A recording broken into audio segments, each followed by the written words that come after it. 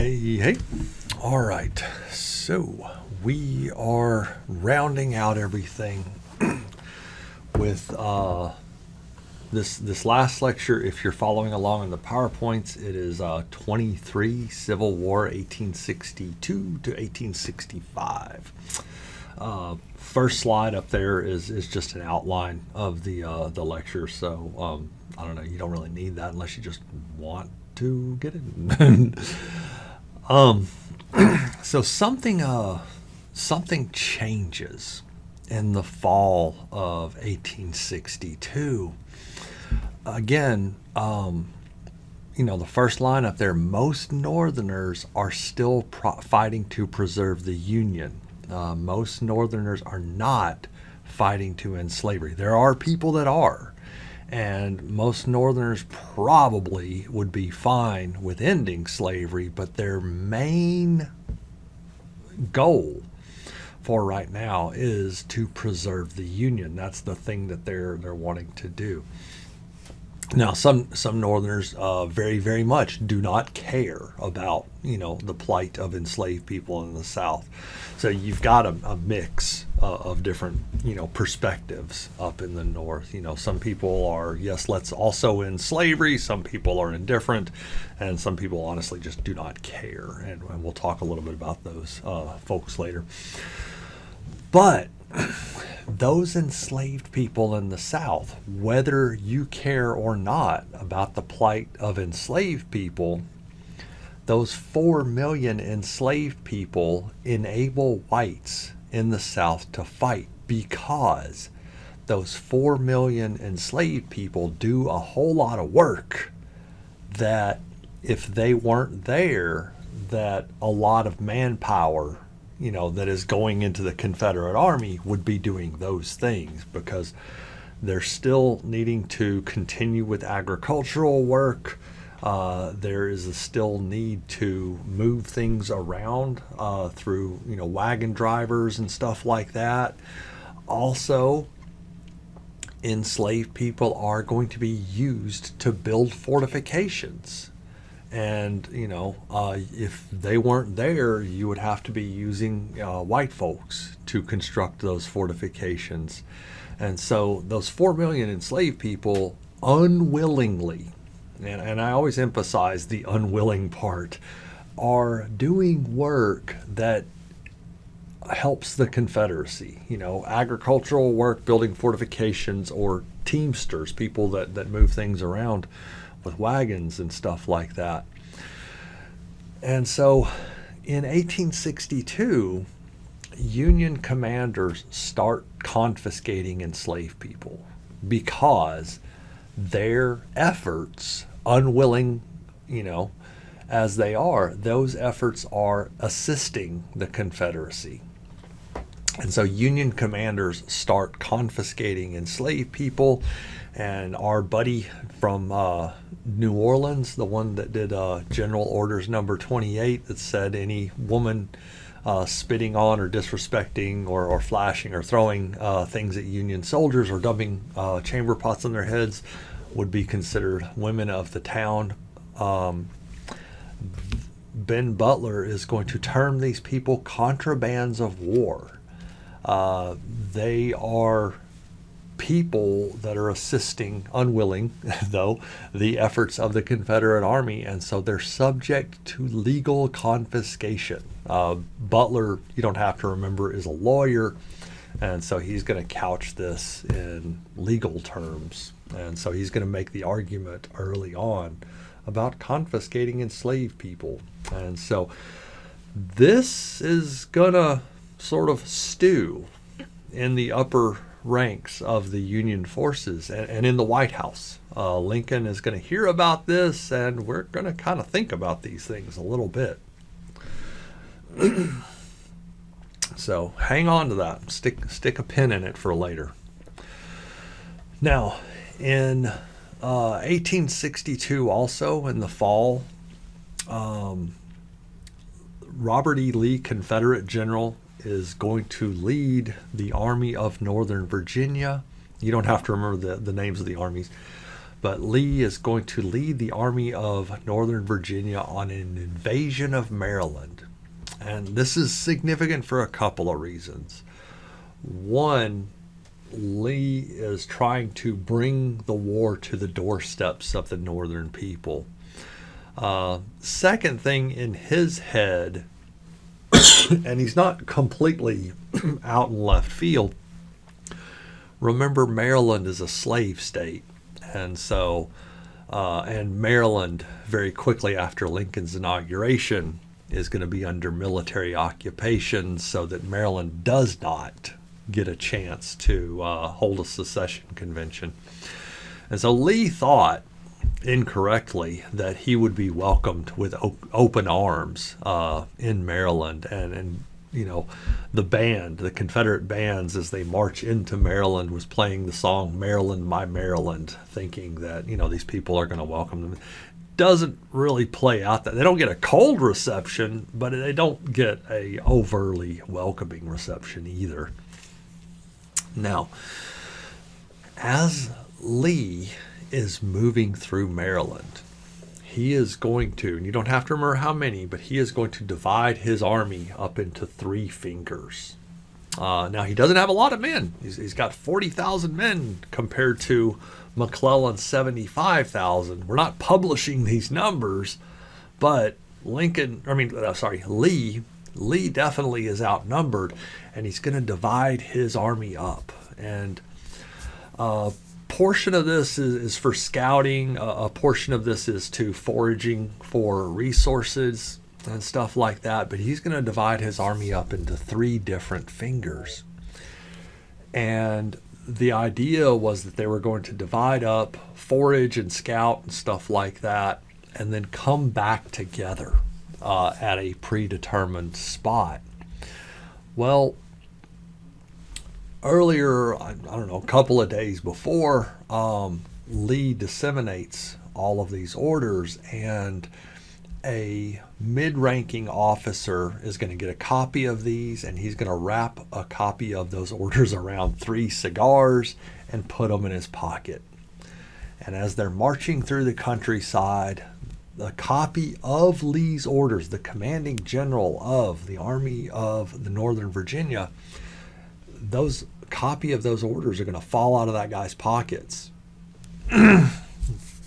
And later in the day, a Union soldier is going to happen upon these 3 cigars wrapped in a piece of paper, and he's going to pick them up, read the copy of these orders, and then these orders will ultimately get taken to the commander of the Army of the Potomac, General George B. McClellan. McClellan is a United States general. Remember, we fired Irwin McDowell and put McClellan in charge of one of the Union armies. Well, McClellan knows, holy cow, he knows that Lee's army is divided up into 3 parts, and he knows that where they're going and where they kind of are, and he has the opportunity to sort of play Confederate whack-a-mole. He probably had the time to go after one finger of that army, definitely. And he could have possibly, if he hit them really hard and really fast, he might have been able to engage that second finger and possibly, maybe destroyed them, but maybe, wore them down really, really bad through overwhelming numbers. And so he really had the chance to almost and maybe even completely destroy Lee's army back in 1862. But, once again, McClellan's fatal flaw, scribble it down because this, McClellan's fatal flaw is that he's really hesitant about being aggressive. He always overestimates the capability of enemy forces. He's very reluctant to engage his own forces. And McClellan hesitatingly engages Lee's forces at Antietam. but he does so slow that he engages one of those elements. And by the time he really kind of gets a hold of them, Lee has time to reunite his army. And so this wild advantage is going to disappear. Now on the thing there where it says McClellan at Antietam / Sharpsburg, Confederates name battles one name, Union forces name the battles another name most of the time, but not always. And so that's why I put both of those on there. On the test, I always refer to this as Antietam. Most historians, most Civil War buffs, whatever, refer to this battle as Antietam. You still got some people that kind of refer to it as Sharpsburg, but most people, if you tell them Antietam, they know what you're talking about. If it shows up on the test, it's Antietam. All right, now. Important thing, this is the bloodiest one-day battle of the Civil War. There are other battles. We'll talk about Gettysburg here in a minute. Not a whole in-depth, but we'll talk about Gettysburg. Gettysburg had 51,000 casualties, but it stretched over 3 days. And so this is the bloodiest one-day battle of the Civil War. 23,000 casualties on both sides total, and 6,000 dead. The both of those pictures are of the same place, but that you can sort of see the fence row, the double fence row in the color picture. That particular spot of the battlefield is called the Sunken Lane. And I don't know if it's just it had a lot of travel and the weight of everybody traveling on it prior to the battle sort of caused that, or if it's just a natural feature and a lot of people used that sunken area as a roadway. But the Sunken Lane was one of the heaviest spots of fighting during the Battle of Antietam. Both sides, were trying to hold on to it. And so there's a lot of fighting within that area. So much so that reporters after, and you can see the black and white image with the two guys standing up there, reporters after the battle and photographers said that you could walk the entire length of Sunken Lane, which was about a mile. The whole thing's about a mile long. They said that you could walk the whole length of Sunken Lane and never touch the ground because you would be walking on bodies that people that were killed during the battle. So it is an incredibly scene of intense fighting during the battle. Now, another thing about Antietam, both sides are going to be absolutely clobbered.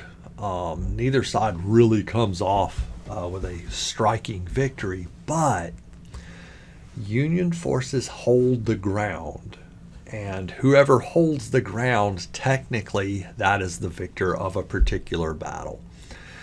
And so, since Union forces hold the ground there at Antietam, they are technically the victors, and Lincoln was waiting on a Union victory to announce his next policy that comes down the pike. So shortly after the Battle of Antietam, which is, technically a Union victory, but both sides just got absolutely clobbered, Lincoln is going to issue the Emancipation Proclamation. Now there's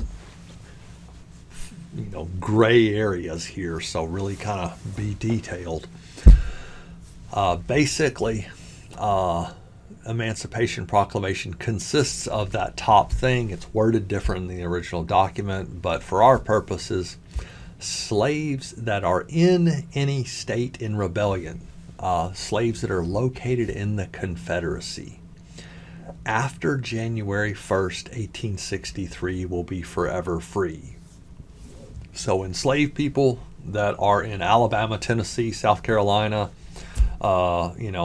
those southern Confederate states, after January 1st, 1863, the federal government, northern government, will consider them to be forever free. Does not say a couple of things. It does not free any enslaved people in the border states. And we've talked about the border states. You don't have to remember them, but those green states, Missouri, Kentucky, Delaware, and Maryland. Those are states where slavery is legal, but they did not join the Confederacy. So those are those green border states. Emancipation Proclamation does not apply to them. So enslaved people that are in Missouri, Kentucky, Delaware, and Maryland, those people are not free under the Emancipation Proclamation.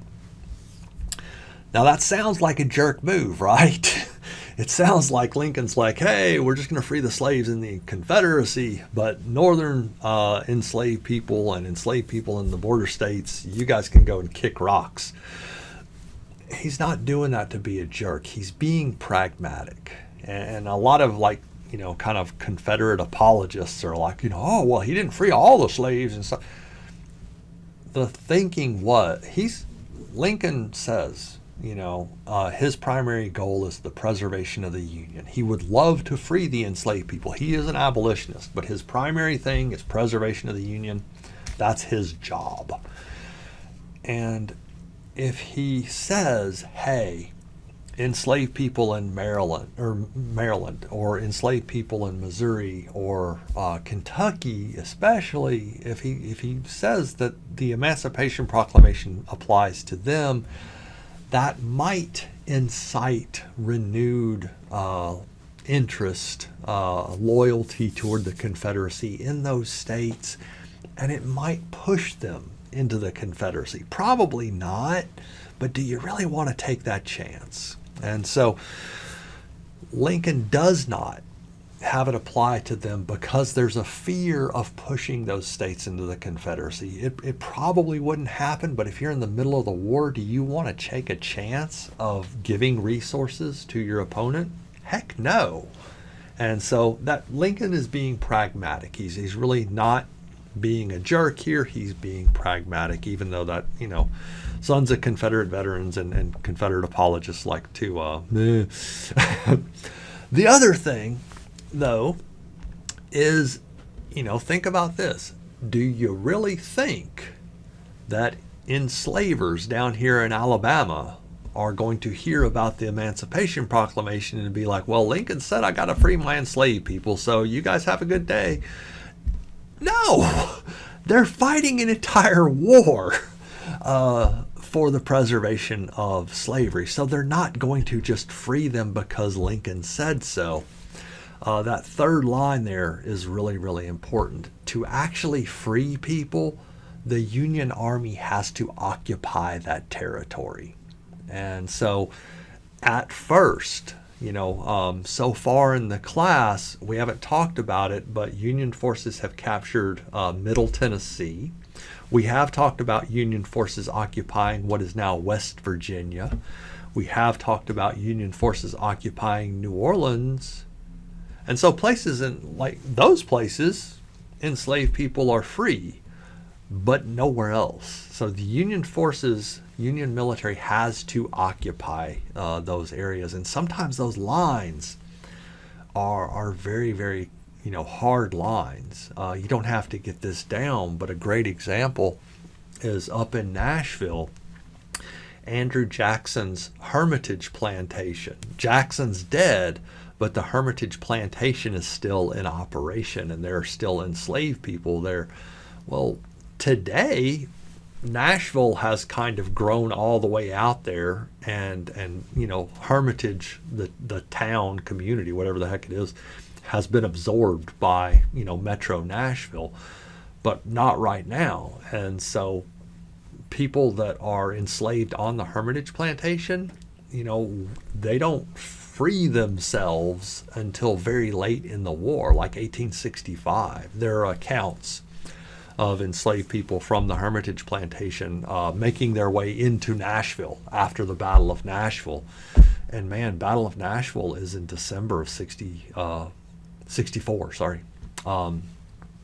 And so this is really late, and Union forces occupy Nashville early in the war, and so sometimes those lines, man, they're pretty hardcore. So, big thing with the Emancipation Proclamation is it frees relatively small numbers of enslaved people immediately. Union forces are going to have to capture more and more territory for this to really, really kick in.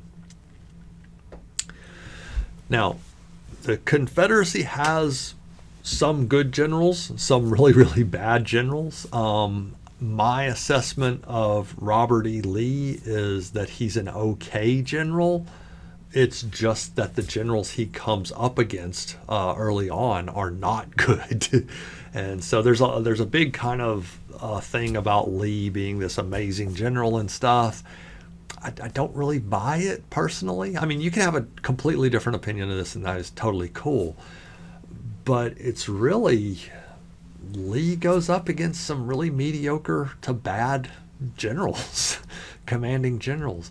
And in 63, when the Union forces start to get some really good generals on the line to counter Lee, Lee doesn't do good anymore. And so I think it's just his capability against bad generals or not as good generals kind of helps out his reputation. You don't have to get all of these people down, but I just want to kind of throw us up there. One of the major problems for the North is finding capable generals. And my brother used to say that Lincoln had Darth Vader syndrome.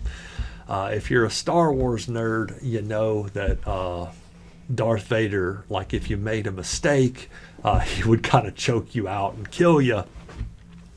And we definitely see that in Empire Strikes Back a couple of times.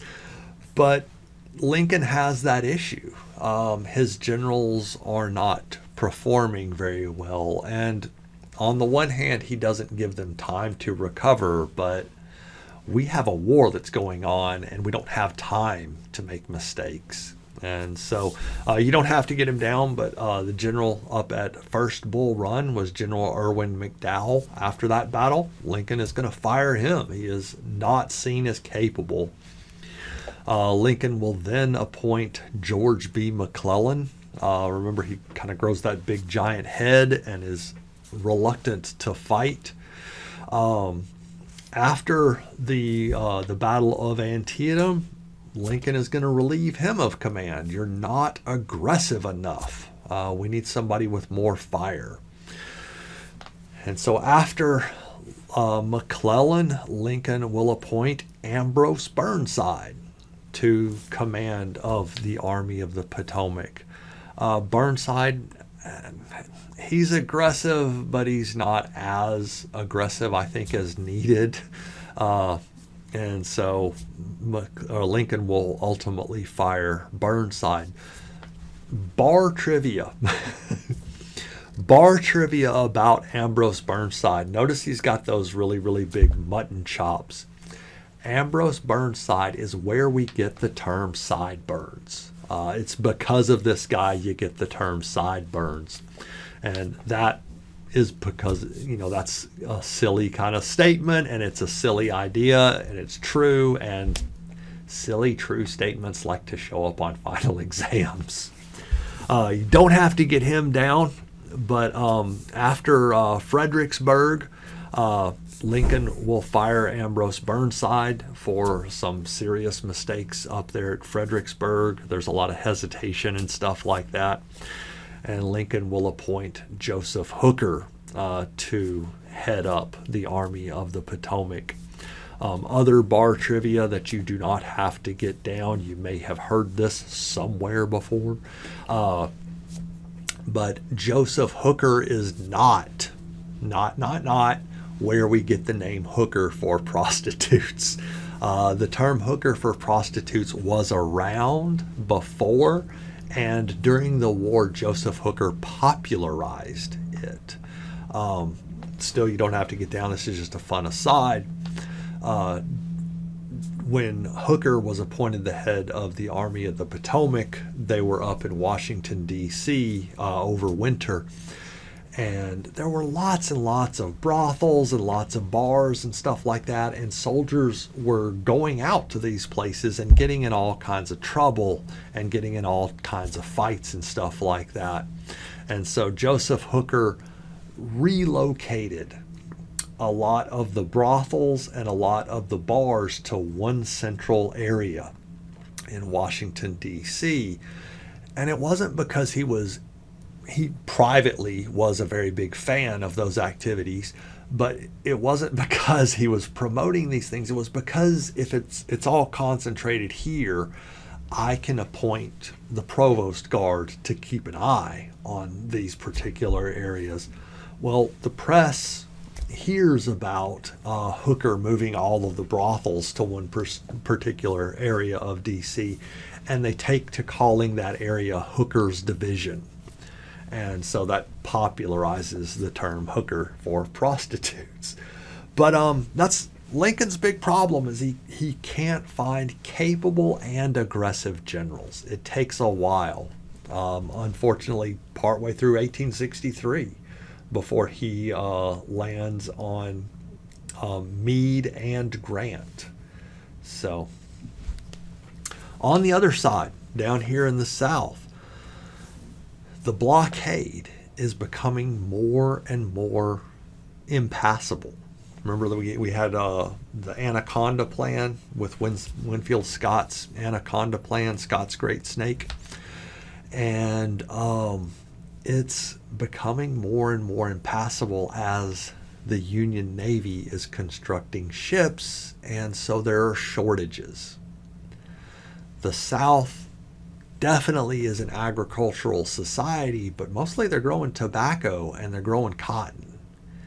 That's not delicious. That's not going to provide sustenance for people. And so the South is actually importing a lot of foodstuffs during the war. They're also trying to import military stuff, but that stuff's heavy. You know, rifles and cannon and shot and stuff, that stuff's all really heavy. And so a lot of the blockade runners are going to switch to light food items that makes us faster and we can sell for a lot more money. So the blockade is causing shortages in the South. And so we have something called the Richmond Bread Riots. And this pops off in the middle of 1863. And what's going on? And kind of cool, as far as a parallel anyway, not kind of cool that we all experienced it, but kind of cool, we sort of saw this during COVID. There were shortages of toilet paper and all kinds of weird stuff. And a lot of people felt like, and they were probably correct to a very large degree, some degree anyway, that the stores, the merchants were jacking up prices because we couldn't get toilet paper and they had us kind of in a quandary. And so the merchants were jacking up prices. Well, that's what a lot of the people in Richmond felt like too during this time, that there's food shortages and they feel like the merchants are taking advantage and jacking up prices. Much like COVID, there are legit shortages, and so supply and demand, if there's less supply, demand goes up, and so you're going to need to raise prices because of the shortage. But also, probably definitely some merchants did raise their prices artificially and did not lower them when supply kind of caught up during COVID and probably during this situation too. So there are a couple of reasons why those prices raised, but a lot of the people felt like this is all the merchants just being greedy, and it wasn't completely, but probably to a degree it was some of it.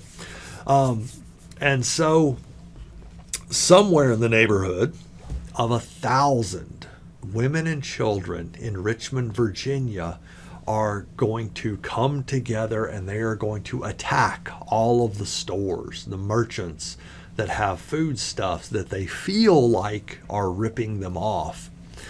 And so about 1,000 women and children are going to kind of form this giant mob and just make their way through Richmond. And a thing to scribble down, the Confederacy as a whole is short of food. The military is short of food. And so the authorities are going to have to dispatch troops to put this riot down of women and children. I don't think, it's been a while since I've double checked on the numbers, but I don't think anybody gets killed. I'm sure people got roughed up and cracked in the head or something, but I don't think anybody gets killed. But the Confederate government is going to have to release food supplies that were originally intended for the military. And they're going to have to release these to the public because the public is starving. And so this puts the military in kind of a worse position. They are not going to be as effective because these guys are hungry as well. There are similar bread riots throughout the Confederacy, but this is kind of the big one. This is the one that gets talked about. It's also in the Confederate capital, and so it's understandable if things are bad in the capital of the Confederacy, they're going to be bad everywhere. The next line down, MacGyver rescues the Confederacy. Probably no one really today gets that, but very, very cool. In the 1980s, you don't have to write this down. In the 1980s, there was a television show called MacGyver, and MacGyver was really, really a cool show because it was about this dude, the guy, Alan Dean something. I can't remember his last name. But the show was about this guy with cool frizzy hair, and he would get himself into all these kind of tricky situations. And he worked for something akin to the CIA. It wasn't the CIA for the show, but it was kind of like the CIA. And he refused to carry a gun for some weird reason. I think just for the show because it made sense. And he would find himself in these weird situations, and he would always have to find random crap and be able to get out of it, And so he would have a pen cap, a paper clip, and a little bit of Post-it notes. And dude would make like a glider and fly off the top of a mountain or some kind of nonsense like that. But it was cool because he would sort of take just random resources that he had access to and find a solution. And so I thought that was a neat show. I watched it a lot. But also the Confederacy's kind of in that situation. They are strapped for resources, especially with that blockade tightening. And so they're really, really having some difficult problems. One of the things that they are absolutely short of is thread. They're producing cotton, but those cottons go to mills in the north or in England, and they're spun into thread and woven into cloth and stuff like that. So they're producing raw cotton. They don't really have a solid means to turn that stuff into thread. And during the war, you need a lot of thread because you've got a lot of soldiers that are getting wounded, and a lot of them are suffering amputations, and so you've got to sew those things up.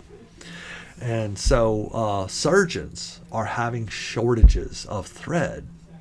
Well, one thing they start thinking about is, hey, there's all these horses running around, and horse tails have hair on them about that long, right? Or longer. And so they decide, some of the surgeons start using the horse hair from horse tails as thread. And horse hair is really, really coarse, and it's really, really stiff. And so to deal with that, some of the surgeons figure out, look, if you take this and you dip it in boiling water for just a second, and then you pull it out, it's really, really flexible, and you can sew up wounds with it. And they don't know why. At the time, they do not know why. Germ theory does not pop up in the medical community for about 10 years. 1875-ish is when we start thinking about there's microbes and bacteria and viruses that cause disease. But they do notice that the people that were being sewn up with horsehair are getting less infections. And the people that were using thread with, the thread's dirty anyway, but then I kind of run it through my mouth to get a point on it before I can run it through the eye of the needle. Those people are getting more infections for some reason. And the people that we're using horsehair on are getting less infections. And they're not making the connection just yet, but they are noting that something is going on. These people are getting less infections. These people are getting a little bit more higher rates of infection. So there's that. This pressed into service is going to result in some interesting thoughts and discoveries for the medical community. Another thing that the Confederacy is short of is gunpowder. Gunpowder is made, you don't have to get this down, but it is made with charcoal and sulfur and something called saltpeter. And charcoal and sulfur, charcoal's easy to find. You can produce that. Sulfur is a little bit more difficult, but it is available. Saltpeter is a little bit harder to run across. And one place that saltpeter is available is urine. If you put a bunch of urine outside and the liquid evaporates off, the urea crystals have a pretty decent concentration of saltpeter in them.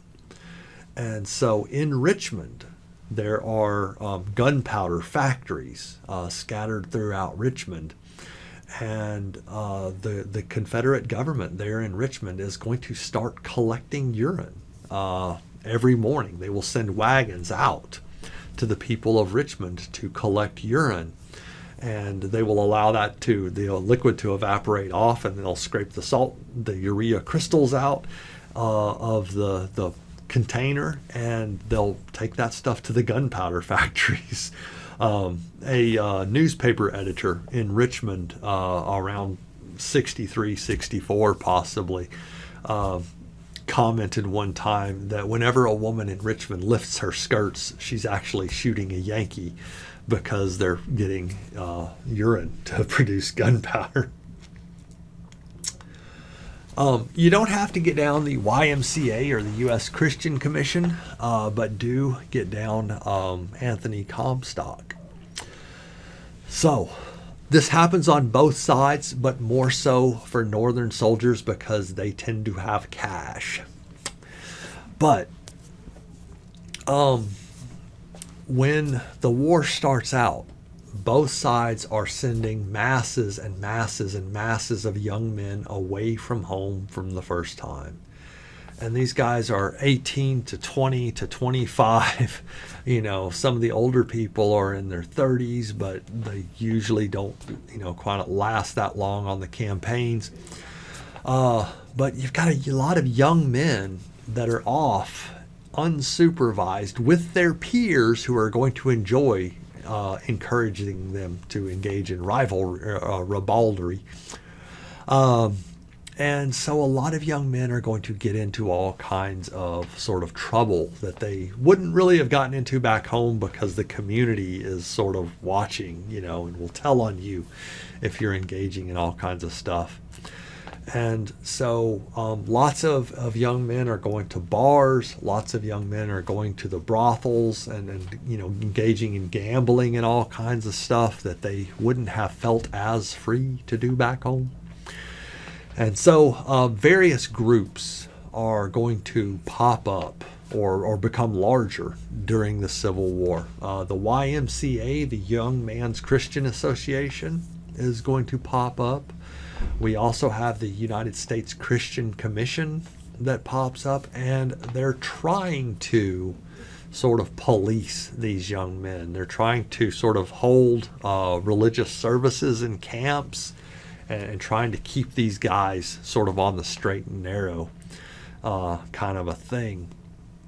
One of these people that is very, very dedicated to religious ideology is a guy named Anthony Comstock, and that's a picture of Mr. Comstock there on the side. Comstock was really super on the straight and narrow. He did not drink. He did not smoke.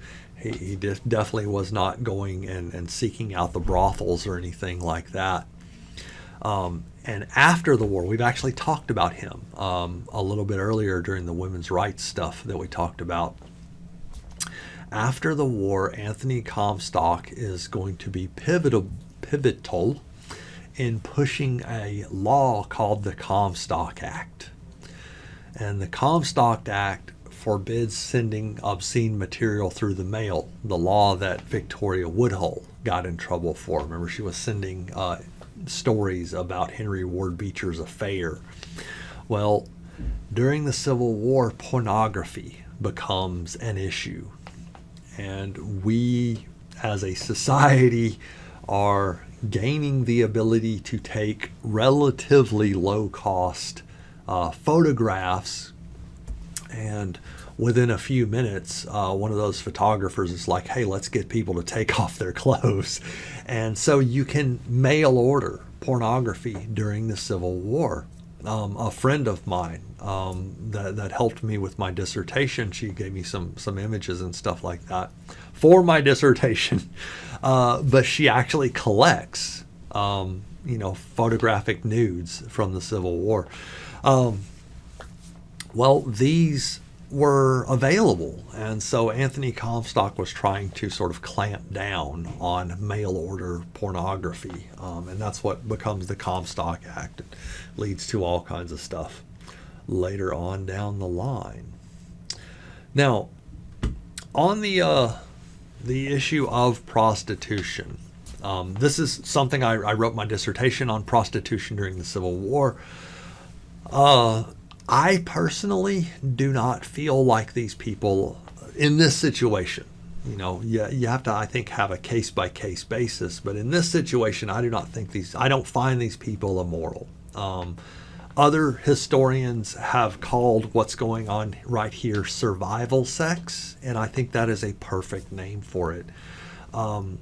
These women don't have resources. They're at a time when women do not have very many career opportunities anyway. Throw a war on top of that, and there's less career opportunities for women. And so this is one of the very, very few things they can do to feed themselves. And if they have children, to feed those children. And so I think survival sex is a perfect term for what's going on here. Now, this you don't have to get these numbers down or anything like this. This is just a shirt maker, their breakdown of how much money that they are going to make a week in a large city before the war. During the war, there are lots and lots of unemployed women. And so, before the war, when things are chill, a shirt maker might produce 2 shirts. It might take her a week to produce 2 shirts a week by hand, and she might make $1 a week working 70 hours. And now, to put that into perspective, a private in the United States military and in the Confederate military make $14 a month. And so working 70 hours a week, this woman is making $4 a month. That's incredibly difficult to make ends meet. And so for room and board, she might spend 50 cents a week. She might have some other expenses for 30 cents a week, and so she has 20 cents remaining. That's not, that's okay, but holy cow. And that's 70 hours a week. And that's if you're healthy. And, think about if, the person gets sick or something and can't work for a couple of days, or here in the South especially, women that were making shirts and stuff like that, or seamstresses on the whole. In Richmond during the war, thousands of women are going to move into the city because the army is marauding. Both armies are marauding in the countryside. And so they don't have support, and so they're going to need to find something to do. And labor, the supply of labor is very high, and so wages are going to be squished. And so survival sex is going to be it for a lot of women, unfortunately. So during the war, a lot of women are going to have the loss of a primary wage earner because, again, this is a time period where there's not career opportunities for women. As an aside, there's my book over there. Hey, do not go and buy my book, all right? But you can if you're really, really interested. It's available in both of the libraries, and at the Decatur Calhoun Library, and I'm pretty sure there's a copy over in the Huntsville Calhoun Library. So if you do want to read it, and there are pictures inside, but if you do want to read it, it's available in the library. Please don't go buy it at all. I'm definitely not trying to sell it. What's kind of cool is the picture on the cover there, and this is not a test question. This is just me kind of having fun. The picture on the cover there was colorized during the war, right? You could color tint. Sometimes you might run across your grandparents or your great-grandparents' photographs, and it was a time where everything was black and white, but some of those are colored. Some artists will color tint photographs, so they'll take a black and white picture and then color tint it. On top of that, two of those women are topless, and we sort of put the subtitle ribbon over them to, I don't know, I felt like if you pick this book up at the bookstore or something like that, you maybe shouldn't see that unless you want to. And I didn't want someone that wasn't expecting that to be confronted by some topless women. So I suggested let's put that over there. But super cool is that is one half of the picture.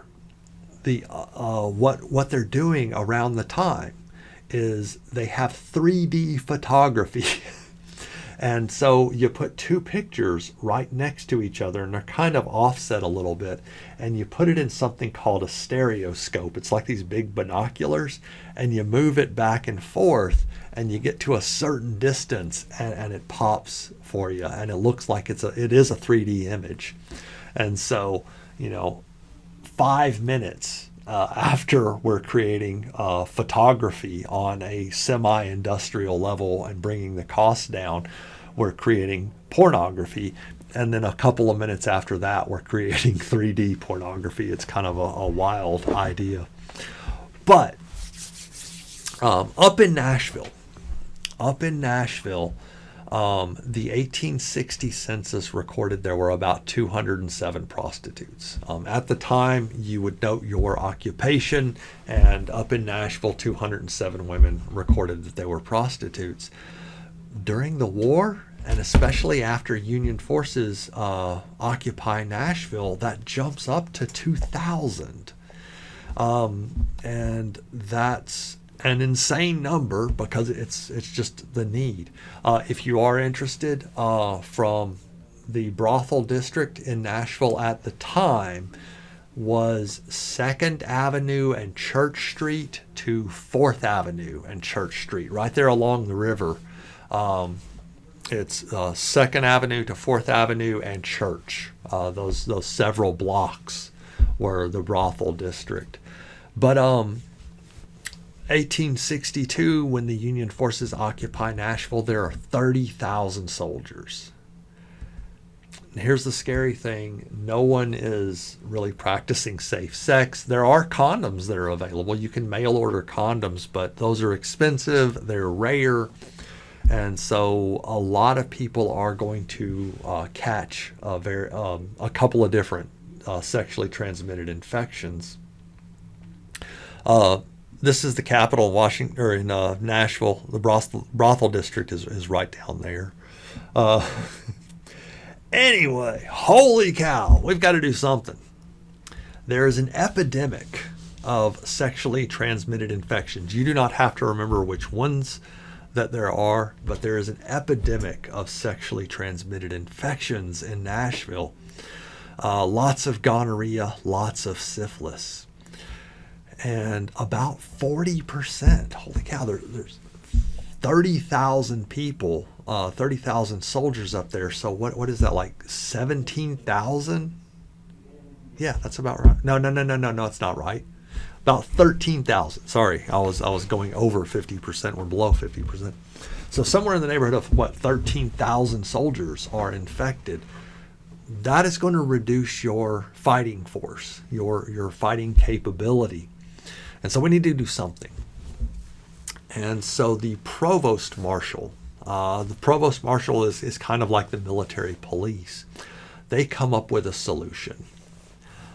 We are going to load up as many sex workers onto trains and send them north. And they load all these women up onto a train and they send them north up to Louisville, Kentucky. And they drop them off. And Louisville is under military occupation, so the commander there just kind of has to take them. And then the trains come back. Well, there's not as big of a garrison up there. There's not as many soldiers up there in Louisville. And so there's not as many customers. And so these women are going to make their way back to Nashville over the next, couple of weeks to a couple of months. That's not going to work. And so a couple of months later, the provost marshal has another idea. Maybe we don't go far enough. Maybe we didn't take them far enough to the north so that we can get them out of our hair. And it doesn't take very many, but I think this is an attempt on this. But for a second time, we're going to ship all these women out. And so they decide this time we're going to try a riverboat. And I kid you not, I swear this is absolutely the name of the boat. They are going to load these women up on a riverboat called the Idaho. Now, they load up, you don't have to get it down, but they load up 111 women onto the Idaho, and they take them upstream and try to find places to offload them, and no city will take them. No city will accept offloading of 111 sex workers. To be fair, there is a high chance that you are introducing sexually transmitted infections to your population, and so no one wants that. And so no city agrees to accept them, and so the Idaho will ultimately return back to Nashville to offload these women. Well, that's not going to work.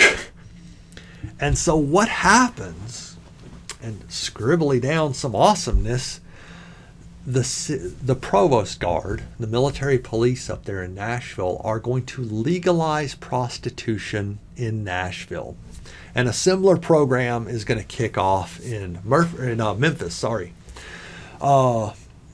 Every 2 weeks, a sex worker has to go and be inspected by a surgeon. And she will get a pass, just like the pass that is photographed right there for Miss Annie Johnson. And you pay, I think it was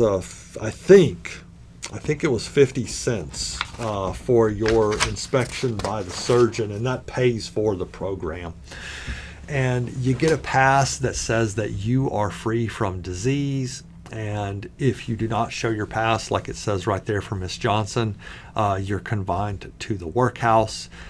But it works. It works, and it cuts down on the transmission of sexually transmitted infections in Nashville and in Memphis. So both of these programs are going to remain going for the entirety of the war. So we're going to pause right there and pick up in just a minute for the second half of this lecture.